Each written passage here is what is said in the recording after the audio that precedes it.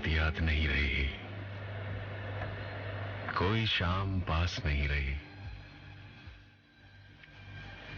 कोई रात याद नहीं रही, कोई शाम पास नहीं रही।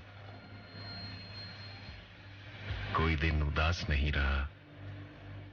तेरे इश्क में मेरे दिल की सारी रियाजतें किसी गहरी धुंध में खो गई।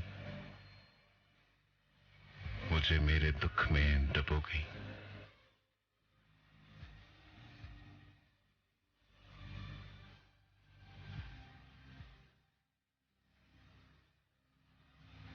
आज के शब के लिए इतना ही। और यकीनन बहुत अच्छा लगा, हमेशा की तरह।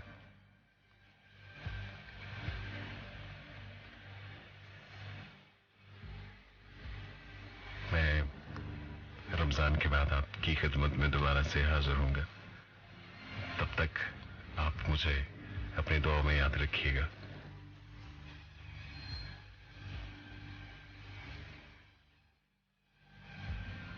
गुबारे वादा शब बिखरने वाला है। लो अब मैं चलता हूं कि सूरज निकलने वाला है।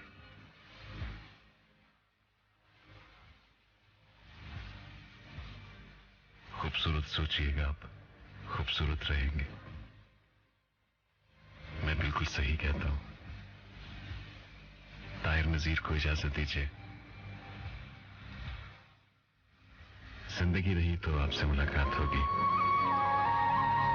तब तक आपका और मेरा अल्लाह निगहबान। अस्सलाम वालेकुम पाकिस्तान।